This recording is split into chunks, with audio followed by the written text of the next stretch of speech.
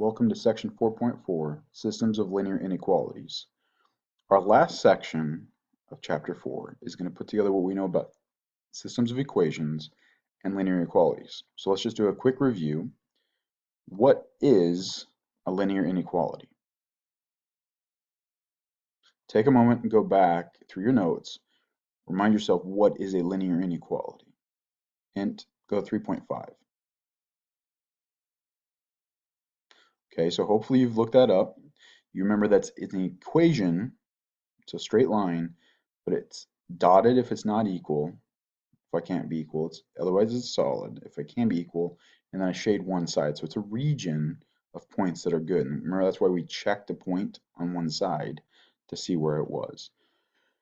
Well, how do we graph them? Like I just said, we graph the line, we determine if it's dotted or solid, and then we shade one side. So if you need to practice one of those, we're going to get some practice. We're going to put this together with a system of equations. Because what is a system of equations? Well, it's a set of equations. I'm trying to find where they intersect. Here, it's the same idea. I'm going to have regions. I'm trying to find where they intersect, which means where do they overlap. So instead of just looking at the lines and where they cross, I'm looking at entire regions of area. And this will probably make more sense when we do some examples. So let's jump into our first example.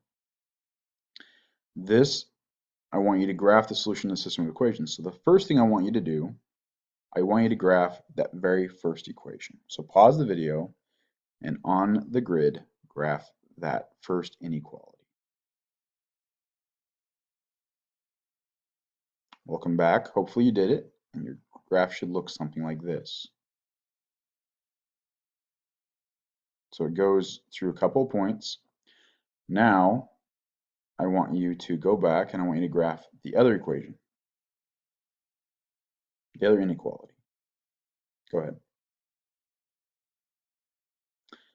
Hopefully you did that, and you should end up with this inequality.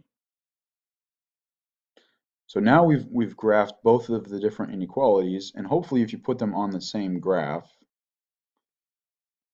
they look like this. Notice that one area is where both of them overlap.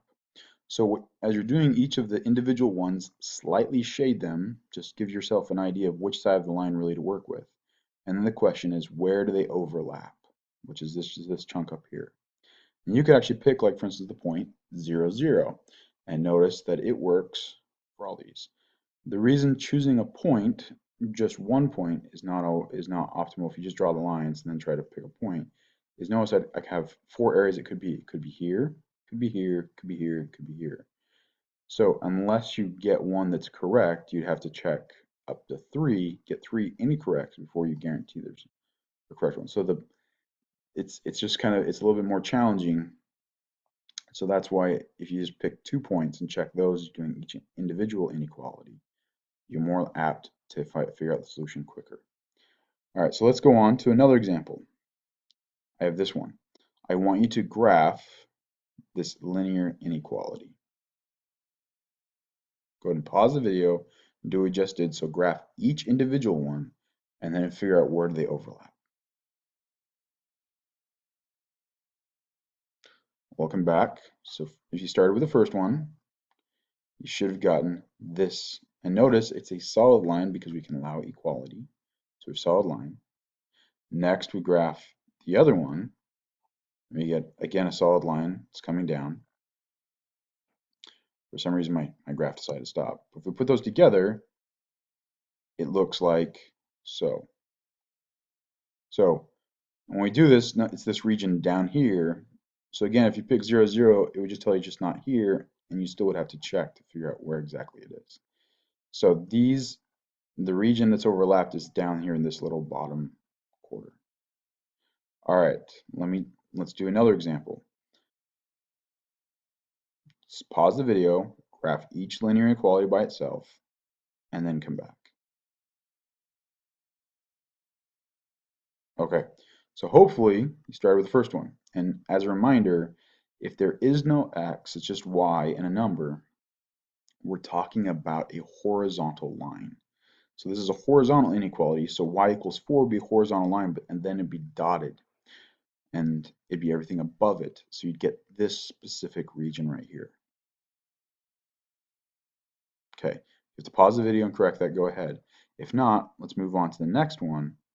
And this one, the nice part's in slope-intercept form. Many of you like that for graphing things. So if you graph, you should get this kind of region going on. Put them both together, and we get this overlap all the way up here in this little chunk. So it's all about putting together the individual parts and seeing how it all fits together as one giant thing. Let's go on to another example. Again, these are in slope-intercept form, so use it to your advantage. Go ahead and graph both linear inequalities and see where they overlapped. Go ahead. All right, so hopefully you did that. In so doing, your first one, we graph it. Notice it's this nice dotted line, goes down. So let's jump over to the second one. Well, again, it's a nice dotted line going downward. And then when you put them together, notice, and this is something maybe you picked up when you looked at before, what's the slope of both lines? Well, they're both the same slope, which means they're parallel. That's why we have two parallel lines, in which case it's this area in between them. They overlap right here. So we're just trying to find where they overlap. It is possible that you could have two regions that never overlap. But in this case, they happen to overlap in between them, this whole nice little strip right down the middle. So this is why it's nice to use all this to our advantage and be kind of conscious about how do they overlap. All right, your final example is I'm going to give you 3 linear inequalities. But we can deal with it the same way. I want you to pause the video and graph each of them separately, focusing on just that one linear inequality. Go ahead. Well, hopefully you've done that. You're coming back. So let's look at our first linear inequality. Boom. There it is. And again, notice it's dotted because it's not equal. So we graph that one. Let's graph the second one. We have this dotted. And now let's graph the third one. Now remember, x with no y's is going to be a vertical line. So it's going to be one side of a vertical line, and because I'm going to allow equality, it's going to be solid. So I'm again have just this nice straight vertical line right here. Now if you put all 3 of those together, you get this. Now don't be deceived. It's not this area over here. It's not this area over here. It's this little triangle right here in the middle where all 3 of them overlap. So if I had 3, I now have to find where all 3 overlap. So it adds a level of complexity. So we just have to be conscientious of that. How do all 3 overlap? So it's just this little triangle and so forth. I hope that helps you get ready to do 4.4. If you have questions, please email me, let me know so we can help rectify them. Otherwise, good luck.